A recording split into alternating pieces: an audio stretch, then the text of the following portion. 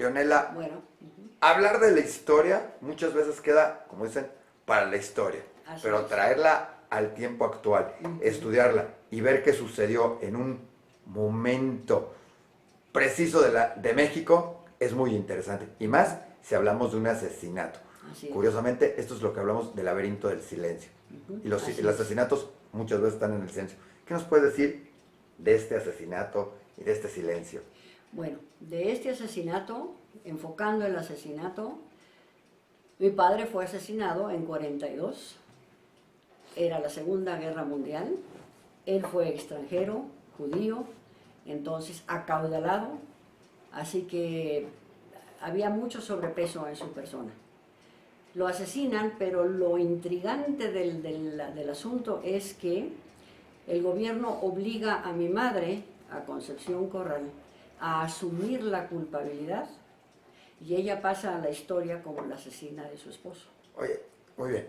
Si el gobierno, primero, ¿de dónde deducimos o sabes que el gobierno la obligó a asumir la culpa? Dos, ¿por qué quitársela? Hay muchos asesinos, ¿sí?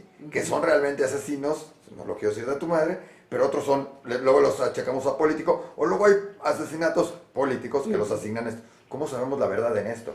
Ok, y sabemos la verdad porque ella guardó silencio toda su vida. Nunca abrió la boca. Uno como niño es atento, escuchas, ves, no se te olvida. Entonces voy hilando detalles.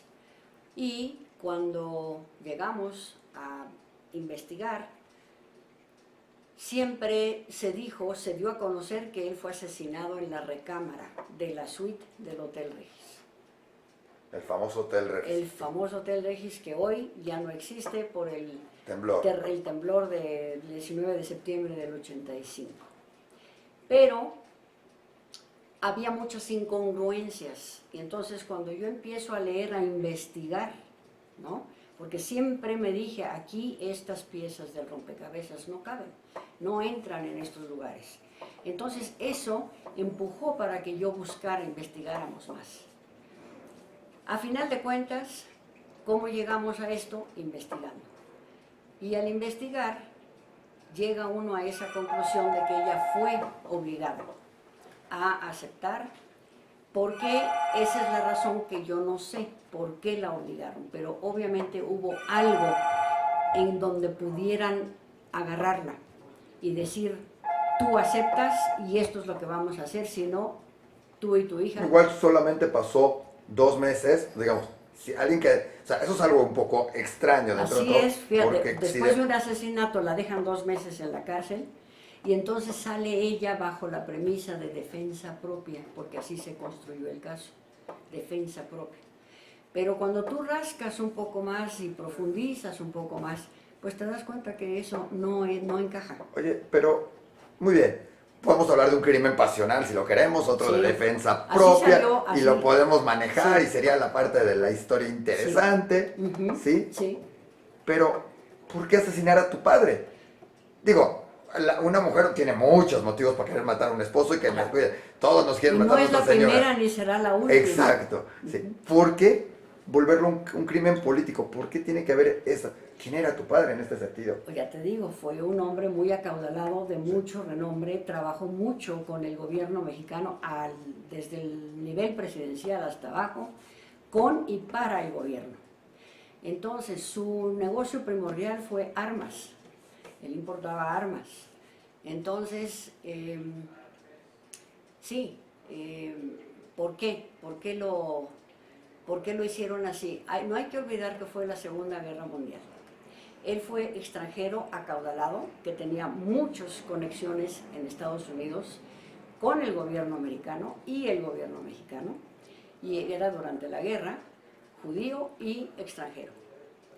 Obviamente llegó un momento en que Lionel le pisó los talones a alguien, se convirtió en una persona incómoda, peligrosa. No sabemos qué pasó ahí, si él amenazó, si él, no sé, seguramente amenazó, o simplemente el del poder dijo, hasta aquí llegamos con Leonel Dalcovitz, ya no nos conviene que siga en vida. Oye, pero dentro de todo esto, sea un crimen político, sea un crimen pasional, Sí. ¿sí? Sea una verdad oculta, sea un silencio. Hay una cosa muy interesante y muy importante. ¿Cómo lo manejó en México o cómo se manejó en México el concepto además judío y extranjero? Porque sabemos y nos hemos dado cuenta que muchas veces es agarrar y es el judío caudalado, el magnate judío, nunca pasa desapercibido. Sí. Pero no sé, en esa época, ¿cómo se manejó este asesinato de este judío? Bueno, fue todo un escándalo, fue el escándalo de la década de los 40. Se ha escrito mucho sobre este asesinato. Tanto así que en 1958, no, perdón, en 1900, no en 2000, perdón, en 2000, claro, noviembre, 1 de noviembre de 2000, la prensa vuelve a reimprimir lo que se publicó el 9 de diciembre del 42 y sus subsecuentes días. Y le dedican 3 páginas completas a ese asesinato. Cuando esto sale, que ya son 57 años después de su asesinato, busco al autor de ese artículo y le pregunto que por qué después de tantos años le dedica tantas páginas, sobre todo la principal y las 2 centrales completas, ¿por qué dedica tanto tiempo al asesinato? Y me dice, es que investigando se da uno cuenta que fue un escándalo mayor en esa década. Y entonces le digo, ¿y qué más sabe sobre este asesinato? Y me dice, pues yo nada más copié lo que encontré. ¿Quién es usted? Y le dije, bueno, yo soy la hija de Leonel Dalkowitz. Ah, bueno, me dice, entonces usted debe de saber más que yo. Fue su contestación. Y le dije, por supuesto, que sé más e investigaré más. Pero fue escándalo, ¿y cómo se reflejó en la prensa? ¿Tú qué lo has visto? ¿Como judío? ¿Como extranjero? Como todo. ¿O como político? Como todo. Aunque el político quedó no fue desaparecido. político. Bueno, o sea, como gente que trabajaba con gobierno o como amoroso. ¿En No. qué tocó en la parte primero, digamos, la parte judía? Ok, de la parte judía siempre recalcaron judío, judío extranjero. Tú lees los periódicos, investigas, siempre se refieren así. Sin embargo, personas que lo conocieron un poco mejor, siempre se refirieron a él como un hombre muy inteligente, un comerciante, un excelente comerciante, muy simpático, ¿no? Muy carismático, y pues se embolsaba a la gente como él quería. Bueno, ya que empiezas a hacer toda tu investigación, Sí. porque además tú no supiste quién era tu padre por muchos años, ahorita nos platicarás. Así es. ¿Qué empezaste a encontrar? Porque igual encuentras, era un hombre magnífico, pero seguramente encuentras cosas que el silencio guardó durante muchos años. ¿Qué encontraste en esta investigación? Bueno, encontré como todo lo que somos humanos. Tenemos el lado bueno y tenemos el lado malo. Entonces encuentras pues comentarios encontrados. Unos hablaron muy bien de él, otros hablaban muy mal de él. Entonces pues uno va poniendo las piezas del rompecabezas y dices, ok, en conclusión, fue un ser humano como cualquier otro, que fue un buen ser humano, muy inteligente, muy trabajador, pero también fue muy astuto y supo sacar provecho de la situación pues para salir adelante. Y dentro de este testimonio que tú refieres en tu libro, Sí. ¿qué encuentras como datos importantes que puedan ser datos de decir, esto sucedió, esto no sucedió, esto era lo que sucedía en esa época en nuestro México? Una época además, ya sabes, lejana, pero todavía muy cercana y antes de la guerra. ¿Qué encontraste así, datos interesantes, tanto de tu padre o del México o de la política en esos momentos? Bueno, descubrí a lo que se dedicaba, primordialmente el comercio de las armas, porque sus 2 hermanos trabajaban para el Departamento de la Defensa en Washington, en Estados Unidos. Entonces esa era la conexión para hacer la importación, el movimiento de las armas. Armas para el ejército, armas para el gobierno, armas particulares para el gobierno. Sí, para el gobierno. Enequén, él hizo mucho dinero con el Enequén de allá de Yucatán. Papelería para el gobierno, por ejemplo. Después, investigando más, obviamente él también fue un espía durante la Segunda Guerra Mundial, no hay que olvidarlo. Entonces él trabajaba como espía también. Y también le achacan, puede ser, como puede ser que no, pero a mí se me hace que es real, que también hizo negocio con droga. Perfecto. ¿A poco ya había droga en esos entonces? Eso Oh, es claro, tema, pero es por tema de supuesto. ahora, no es Ah, tema de entonces. Pero claro que había droga, y mucho más con lo de Japón. Era con Japón. Sí, claro, la droga siempre ha existido. Hasta en la Primera Guerra Pero Mundial. no con el y gobierno, más eso es atrás. otro error. No, bueno, no con el no sé no sé si fue directo con el gobierno, ¿no? Pero sí con la droga. solamente Sí, él lidió con la droga, o sea, sí. gobernadores de Ahora, y de estados. cosas con los que trabajaba en gobierno. ¿Qué has encontrado? ¿Qué te dice? Porque seguramente hay alguno que otro político de esa época con los que has platicado. Aparte que tengan que era una magnífica persona o que esto, ¿qué has encontrado? ¿Qué te platican de él o qué te platican de su asesinato? A ver, nada. Obviamente nada. No hay que olvidar, en 42 yo soy una bebé y yo descubro 50 años después. Por lo tanto, estos expresidentes ya no viven. Los que viven hoy en día son los descendientes. Así que son puertas cerradas. O sea, no... Te voy a dar un ejemplo. Mi esposo, por ejemplo, recién cuando yo todavía radicaba en Atlanta, busca a Gonzalo Santos, el ex gobernador de San Luis Potosí. Entonces le contesta el nieto, y el nieto le dice, ah, sí, claro, mi abuelo tiene muchísima información. Mi esposo se presenta como un periodista que está investigando sobre el caso Leonel Dalkowitz.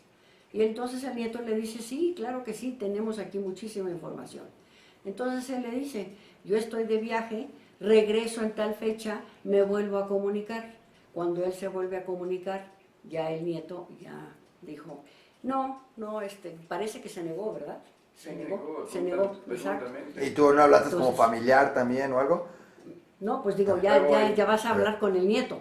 en las memorias de Gonzalo Santos, él escribe sobre Dalkowitz. Sí, yo hago referencia en el libro sobre las memorias de Gonzalo Santos. Una pregunta, hasta los 50 años, ¿tú no llevabas su apellido? Sí, yo siempre he sido Leonela Dalkowitz. Perfecto. Siempre. ¿Y nunca referiste, o sea, en 50 años, cuando buscaste en algún lado, nunca referiste a pensar que fuera su hija? ¿O cómo llegas a saber que es su hija? O sea, 50 años sin saber quién es tu padre, debe haber sido debe haber sido algo pesado, algo difícil. Claro, muy difícil. Nunca lo relacionas con él, nunca sabes de él. ¿O qué sucede en esos 50 años contigo y el descubrimiento de tu padre? En esos 50 años yo estoy cero a la izquierda. Yo estoy cero a la izquierda. Yo estoy también estoy en la búsqueda de mi origen, ¿no? Porque aquí fue un secreto total.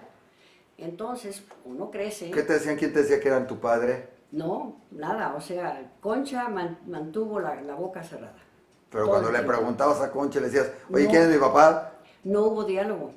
Ella fue una mujer muy dominante y yo le tenía pavor. De plano. Entonces, Ella nunca decía, me no, pude no. acercar.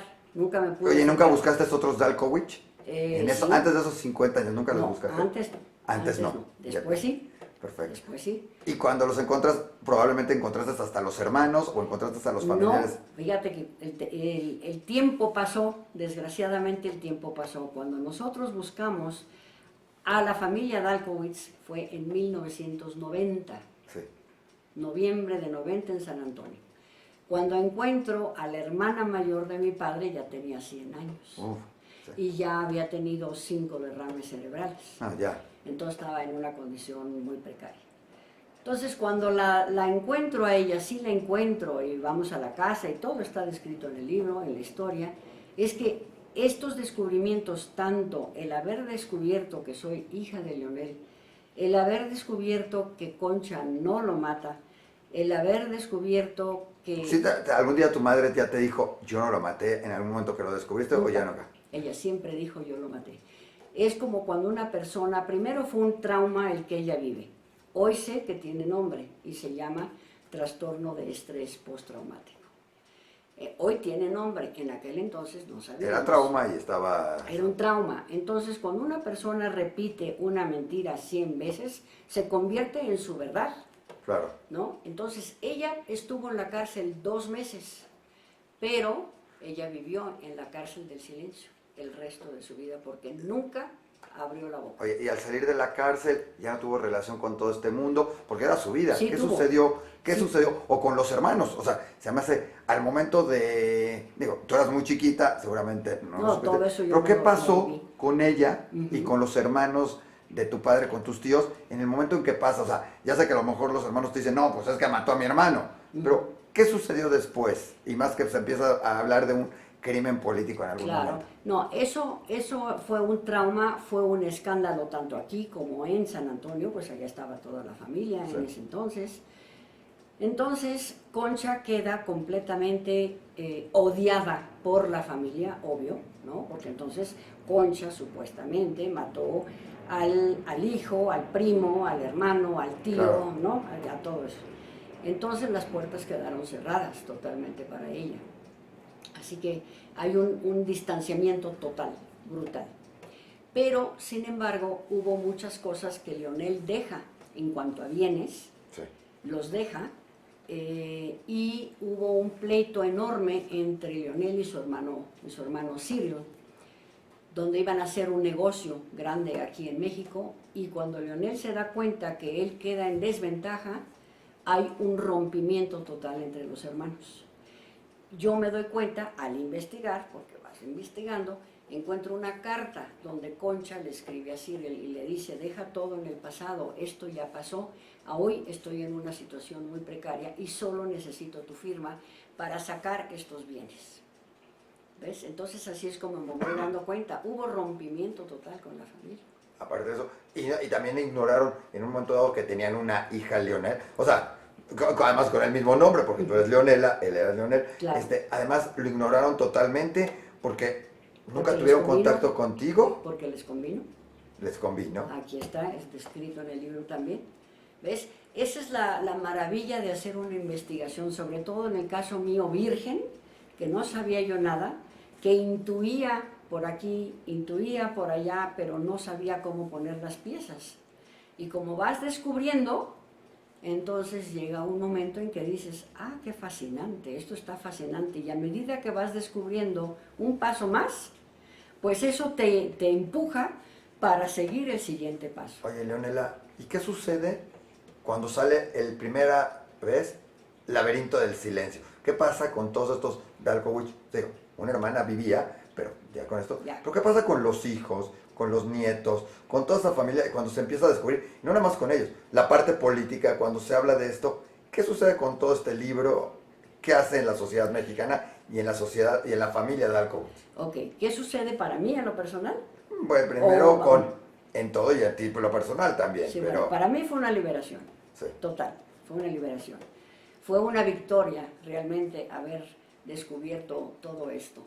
Pero ahora, ¿por qué publico el libro? Pues porque siento que es valioso, más que nada la parte histórica. Sí. La parte histórica, o sea, el asesinato de Leonel pasó como un asesinato pasional.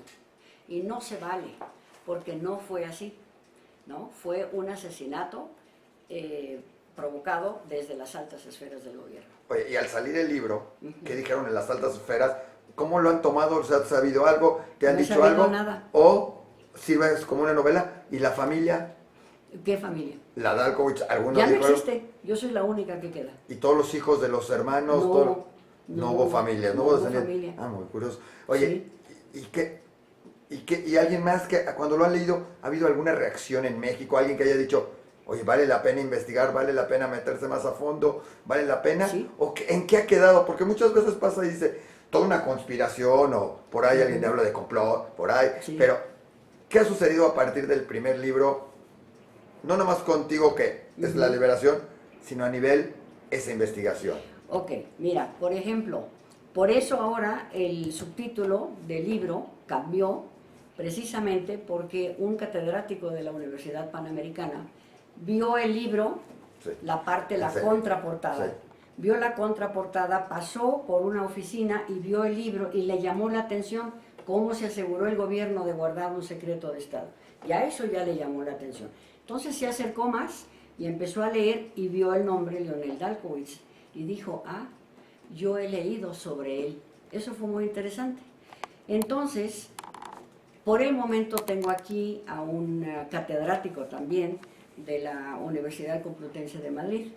Está quedándose aquí unos meses con nosotros, y a raíz de él me dice, se descubrió, este catedrático, compañero mío, colega mío, descubrió por el nombre de Leonel Dalkowitz. Y, o sea, él es mucho más joven, él no vivió esta parte. Sin embargo, catedrático, investiga, etcétera.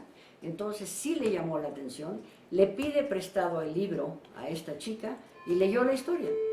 Y le pareció fascinante. Por lo tanto, conocimos a este catedrático y tuvimos una comida con él.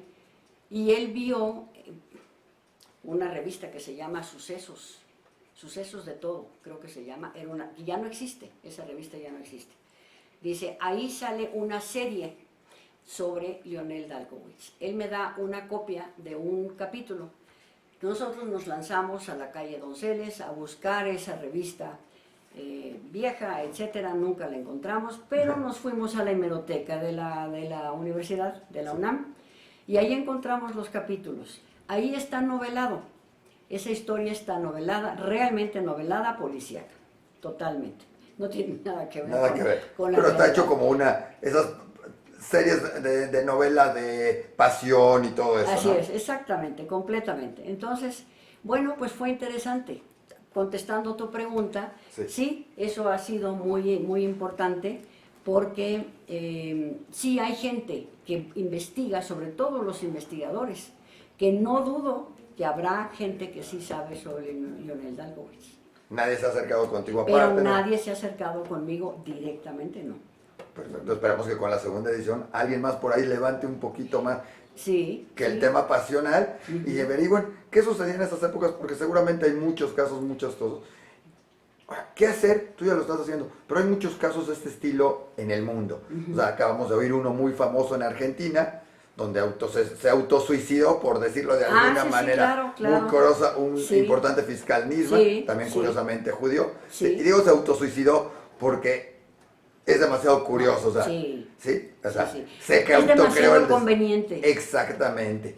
Sí.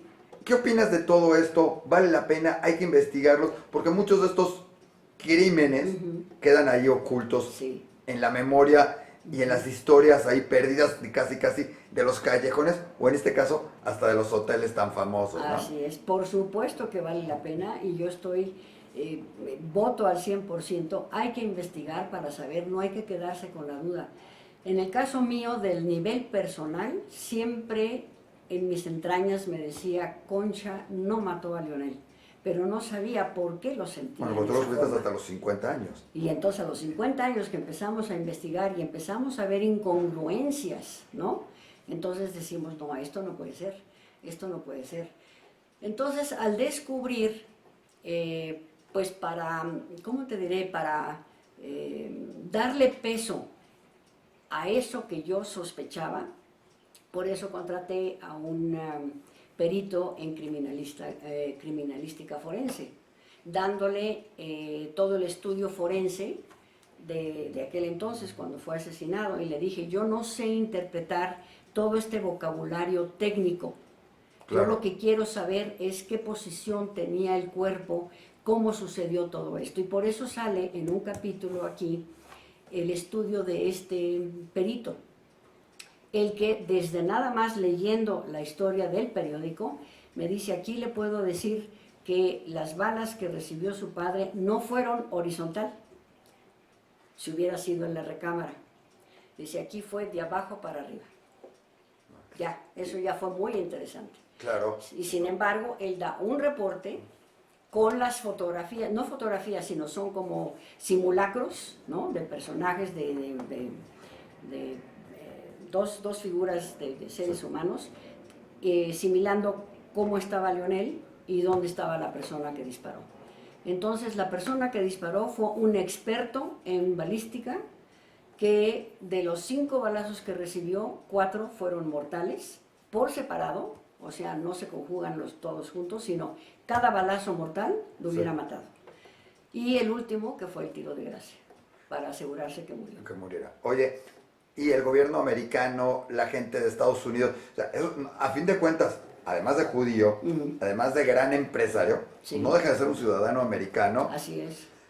¿Qué sucede con la comunidad judía en ese entonces y con el gobierno americano? ¿Tienes idea? ¿Intervinieron o no intervinieron? Porque puedes callar y decir, el gobierno mexicano pasó como un crimen pasional, pero sabemos que el gobierno americano muchas veces, y más en época de guerra, y más si trabajaba para ellos, y más además si era su comerciante, les interesaba, y más teniendo a sus hermanos ahí.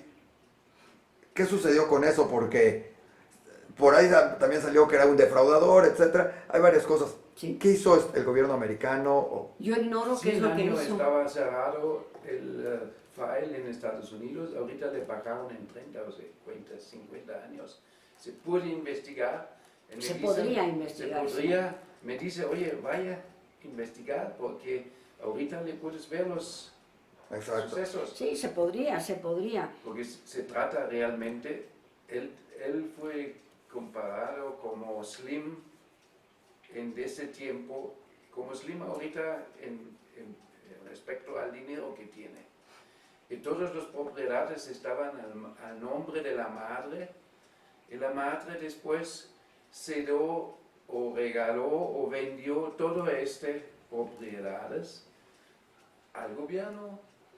A Vila Camacho Bueno, a ver. aparecen todos los Vendió es mucho decir. terrenos. Vendió es mucho decir. O sea, Su la libertad despojan. cuesta La despojan. Fue un punto certero de que, como decimos comúnmente, se mataron dos pájaros con un tiro. Claro.